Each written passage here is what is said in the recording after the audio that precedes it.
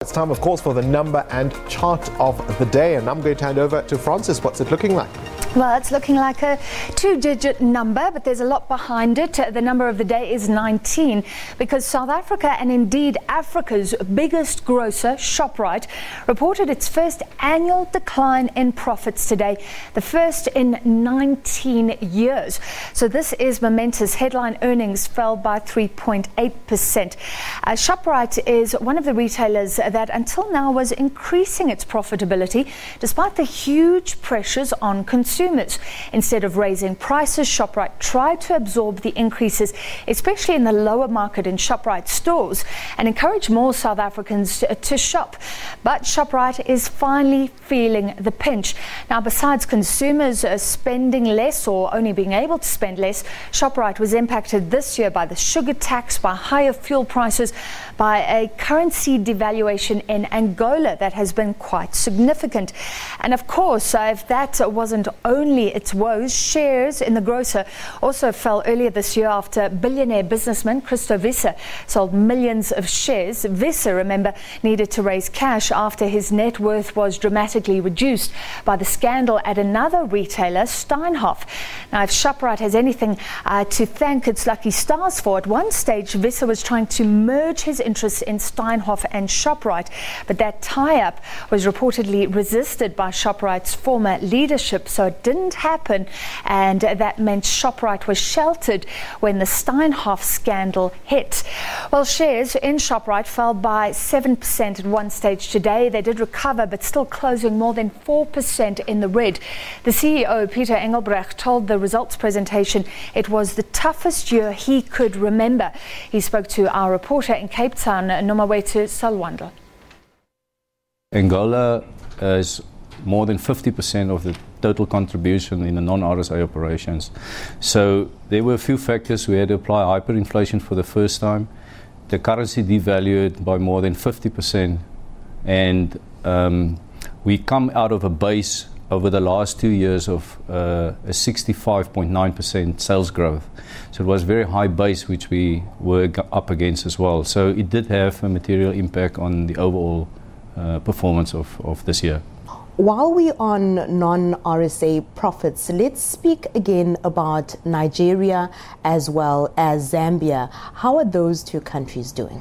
Zambia, the first half of the year was all the same. It was a sluggish performance, but then towards the end of the year, very good performance from Zambia, ending up at total turnover growth of 8.8%. So Zambia, I think, is very good at the moment. There is a slight drop-off in the commodity price, copper price at the moment, but the sales growth is still very good in Zambia. Nigeria, as we refer to it, remains the elephant in the room. Not much has changed in terms of items banned for Forex and items banned in totality. So we're at the moment running basically 50% of our normal product range in that country. We're looking forward to the election of next year and hopefully some benefit, but we also have had news that there is talks about a positive GDP growth looking towards the rest of the year. No, you also said it's a bit sluggish in terms of non-RSA, but it's not a crisis. We're not running at a loss. Yes. Yeah, for me, the slowdown and especially the fact that Angola previously has had such a big impact on the overall non-RSA numbers. A crisis for me is when one starts to make losses. We're definitely not making losses. It's still a billion rand business. We are in 15 countries. If you exclude South Africa, 16 including South Africa. We do over 1 billion transactions. I think if you look at what the economists say, that over the next 30 years that Africa will have 2 billion people. For us, it's 2 billion reasons to believe in Africa. Overall, Peter, it's a tough economic environment because South Africans simply do not have money. How are you dealing with this? That is absolutely so. If you look at the Shoprite Group in totality, we're basically a microcosm of the demographics of the entire South Africa population. And I always say we have to distinguish between the two consumer brands, Shoprite and Checkers. That's why the Checkers brand have grown 8.2% versus the 4.3% of Shoprite, clearly showing that the customers are cash strapped at the moment. And we do our utmost to help them. We are passionate about affordability. Every day that we come here, we say, what can our customers afford? That's why we have now, of late, you've probably seen that we've got over 1,000 items under R5 in our business. We have sold more than 65 million under R5 deli meals. So we are really trying to look after South Africa, to make South Africa survive in an environment where we are extremely concerned about our youth not having jobs and work.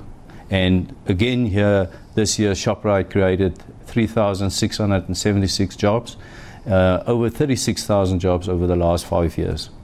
So will the group also continue with its strategy of keeping the prices down and relying on volumes?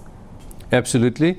That's why if you look at the fundamentals of the Shoprite Group, if I look at the group number, we still grew customers by 3.3%, we grew volume by 2.7%, and we grew market share.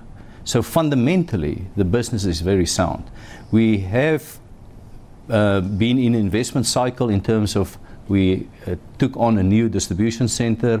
We are almost complete with changing of our new, implementing of our new ERP system across the entire landscape. Once we've bedded that down by the end of August, around about October, we will see some of those benefits coming back to us again.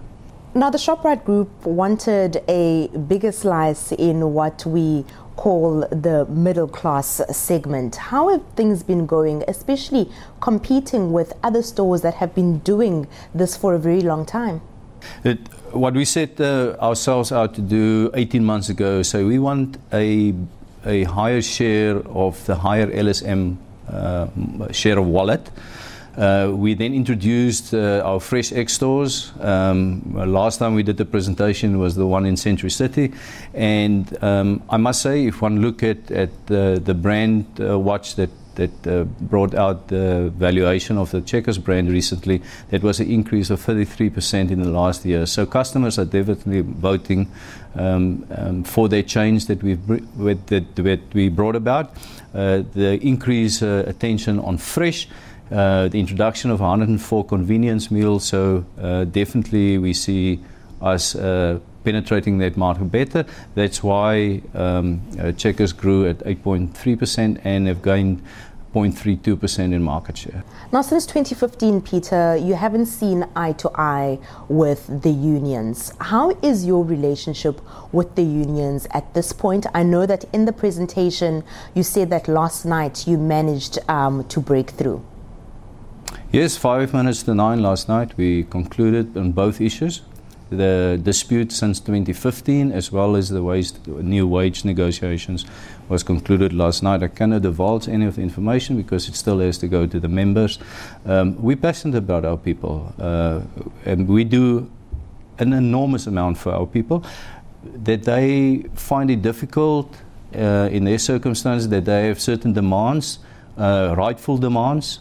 It's just sometimes unrealistic in terms of the business to fulfill those demands in the space of time that sometimes people expect. But by no means do I think we have a negative relationship with our staff, and they know we value them greatly, all 148,000 of them, of what the contribution that they make to this business. Now, you've said that you were relieved that the Shoprite Group remained untouched with the Steinhoff scandal. But Peter, what can we learn from this? I'll stick to, without referring to any specific item or incident or report, is that the truth always prevails. And that is what we are at Shoprite. What you see is what you get. So, Peter, a very tough year it's been for the group. But just looking forward, what more can we expect from the Shoprite Group? We will fight this always, our rightful place in terms of our consumer. Like I told you earlier, we've got an internal headline that says we did it for our customers.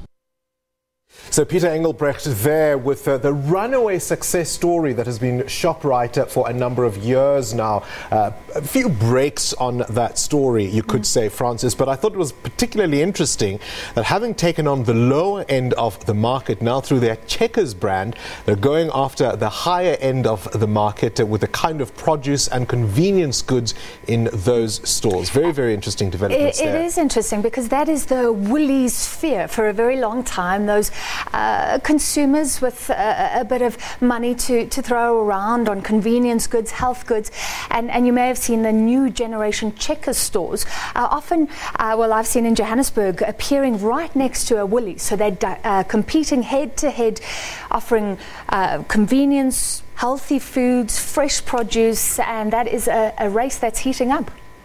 Right, we'll certainly see how that story develops.